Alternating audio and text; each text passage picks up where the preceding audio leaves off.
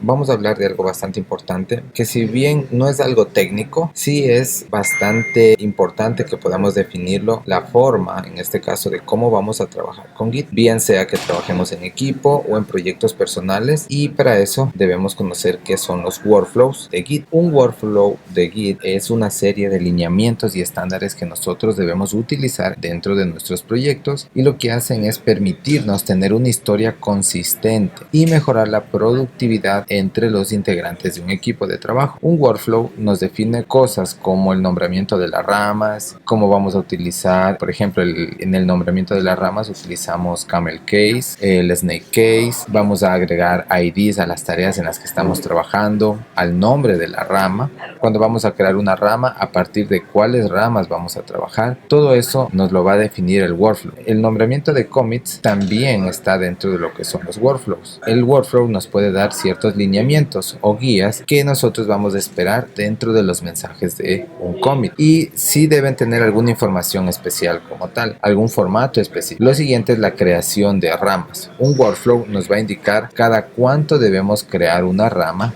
y también nos va a definir bajo qué condiciones nosotros podemos hacer los merge. Y para que no exista una regla única de lineamientos que sean universalmente correctos, necesitamos trabajar con el workflow. Y es que en realidad nosotros pueden existir diferentes workflows de Git, como asimismo existen diferentes equipos de trabajo. Finalmente, lo importante aquí es que el workflow de trabajo sea el que nosotros vamos a utilizar y que deba funcionar dependiendo del tamaño de equipo de la empresa, y también va a depender del tamaño del proyecto que estemos realizando. Lo más importante es que nos permita responder a ciertas incidencias de forma rápida y óptima, y que nos permita revertir cambios, que nos permita arreglar errores de forma más eficiente, y también independientemente de los estándares que ustedes escojan para los proyectos personales o los proyectos que estén generando dentro de la empresa. Esto es algo muy importante. Aquí la idea es mantener aquellos estándares que nosotros vamos a utilizar. Entonces siempre debemos o debe existir sigilo al momento de ir trabajando con los proyectos dentro de Git. Esto nos va a permitir tener una historia de Git que va a ser bastante limpia,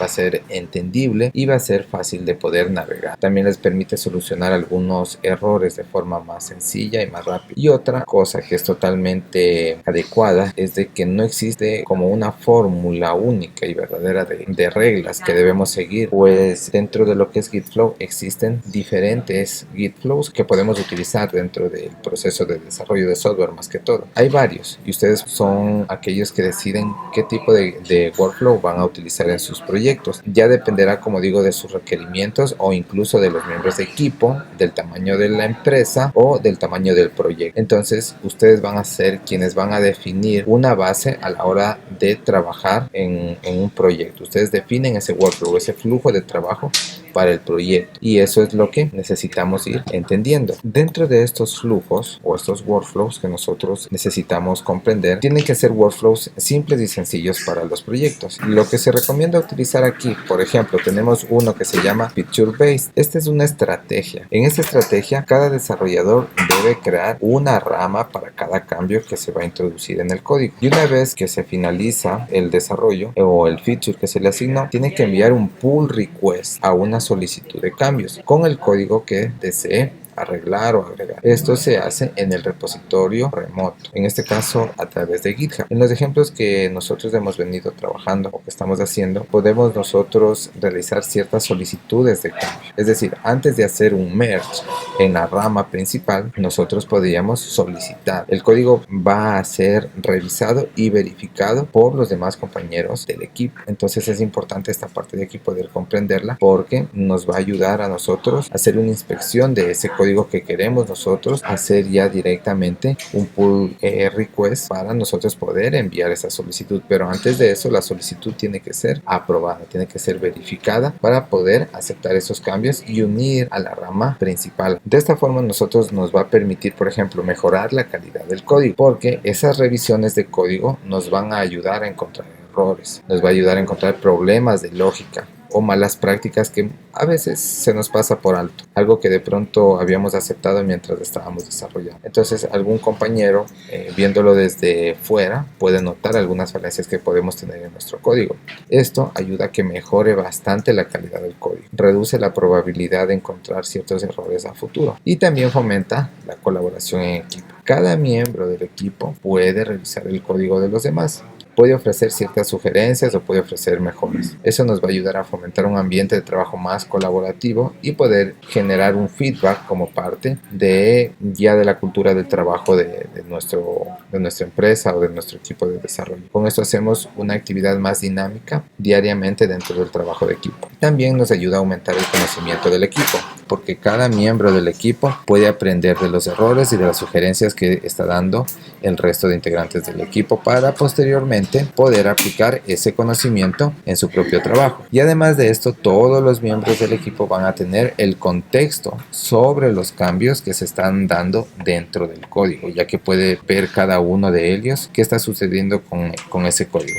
Y por último, también podríamos ver que esto nos va a ahorrar tiempo y recursos. Si bien inicialmente hacer una revisión de código se puede ver como gastar tiempo extra, la realidad es que al encontrar y corregir errores rápidamente desde un tiempo anterior o desde antes que esté en la revisión estable en nuestro proyecto, va a evitar la necesidad de tener que hacer cambios y correcciones más adelante en un punto en el que sí se pueda ser más costoso en tema de tiempos y recursos. GitFlow ha sido durante bastantes años una metodología utilizada para organizar los proyectos usando con el uso de Git. Esta estrategia lo que hace es utilizar en ese momento la gran mayoría de empresas, y en muchas ocasiones incluso han ajustado algunas empresas esta metodología para que se adecue más a la dinámica de dicha empresa o al proyecto o a la dinámica del equipo, incluso a la cultura organizacional. GitFlow utiliza dos ramas principales, una rama llamada Main y una rama llamada Develop.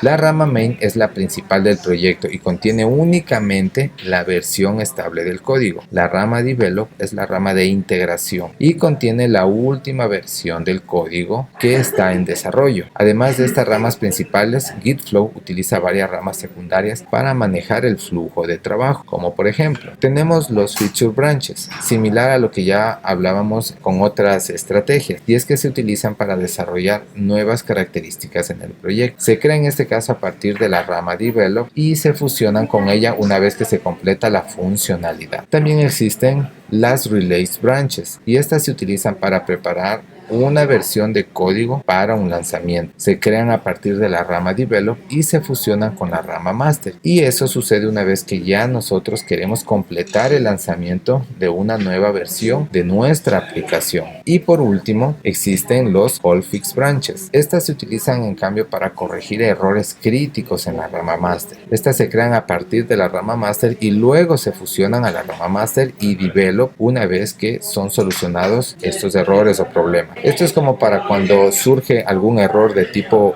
crítico en producción y es algo que tenemos que arreglar inmediatamente. En este tipo de casos es cuando creamos un Call Fix Branch, y el modelo de GitFlow tiene como objetivo facilitar el desarrollo y el mantenimiento de proyectos grandes y complejos, estableciendo un flujo de trabajo claro y organizado, para a la vez irnos permitiendo separar el desarrollo de los features, las soluciones de los problemas y el lanzamiento de las versiones estables. Y claro que en este tipo de workflow también se realiza procesos de code review, del que ya habíamos hablado un poquito anteriormente, antes de integrar a los cambios de las ramas de los features, en este caso a la rama Develop. Ya sabemos cómo manejar Git, ya sabemos cómo utilizar, trabajar con los conflictos, comandos que son útiles y navegar entre las ramas. GitFlow ya nos da una estrategia clara de cómo poder trabajar con las ramas. Bueno, ahora ya sé Git, pero ¿qué sigue? ¿Cómo puedo implementarlo dentro de mi proyecto? Y si estoy en un grupo de trabajo, un equipo de trabajo desarrollando algún tipo de aplicación, ¿cómo les asigno las ramas? ¿Cómo trabajo? Entonces de aquí podemos observar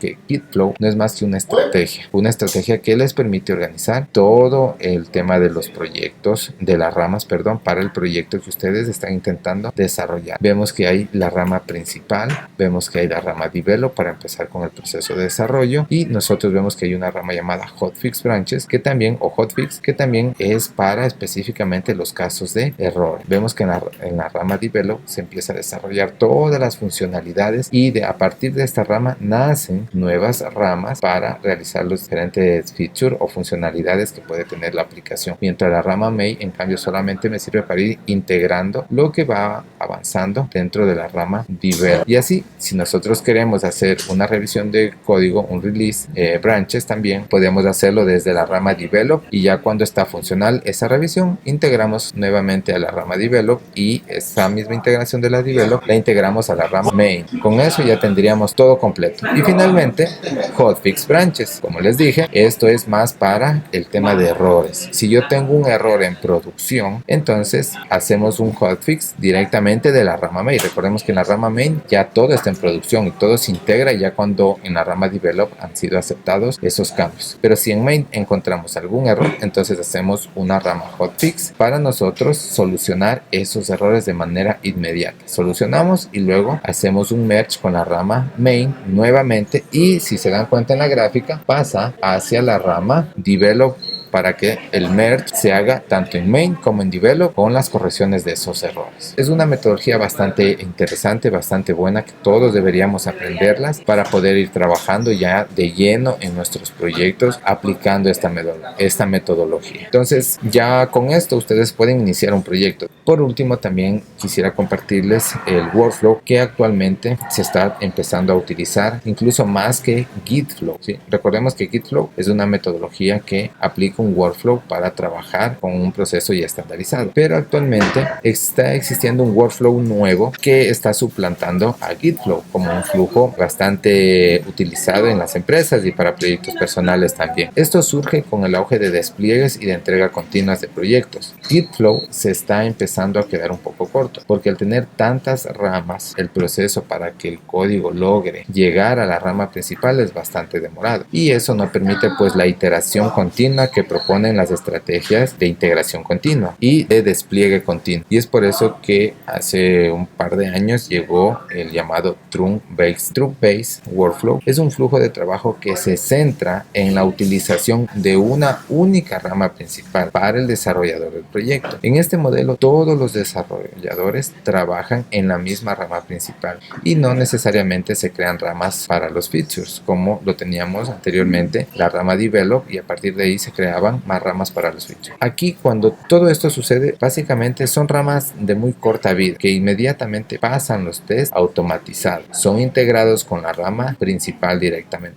Estos subcambios se realizan en iteraciones muy pequeñas y se integran directamente en el flujo principal cuando ya está todo listo. El Trunk-Based Development se centra en la iteración y entrega continua y requiere que los desarrolladores trabajen de la mano para poder garantizar que los cambios se integren sin ningún inconveniente. ¿Cuáles son las ventajas de trabajar con Workflow Trunk-Based? Como les decía, se está volviendo bastante popular trabajar ya con esto porque es bastante simple. Es muy fácil de entender, lo que hace ideal para proyectos pequeños o equipos pequeños. También, como ya les había comentado, promueve la entrega rápido de proyectos, de avances, al no tener que estar esperando la creación de ramas. También promueve los procesos de integración, las entregas de nuevas características y de ciertas actualizaciones que son más rápidas. También tiene menor complejidad al mantener una única rama principal. Esto reduce la complejidad del proceso de integración y así se evita la necesidad de estar administrando múltiples ramas. También hay mayor visibilidad. Existe mayor visibilidad al momento de que todos van a estar trabajando en la misma rama. Como yo les mencionaba, existe una sola rama principal y todos van a trabajar dentro de la misma rama. De esta forma, nosotros podemos detectar y solucionar ciertos problemas más fácilmente. Sin embargo, también es importante que aclaremos que este flujo de trabajo se recomienda solamente si el equipo está mayormente conformado por desarrolladores con bastante experiencia, ya que si bien este tipo de workflows puede dar muchas libertades para agregar cambios, pues de esa misma libertad también aumenta el riesgo de que podamos introducir fallas, o sea, podamos generar conflictos. ¿Se acuerdan que yo les decía que para evitar conflictos es mejor trabajar en ramas independientes o en los features? Ahí viene Gitflow, que sería lo más adecuado. Pero cuando ya son programadores y ustedes realmente tienen la suficiente experiencia para tomar buenas decisiones,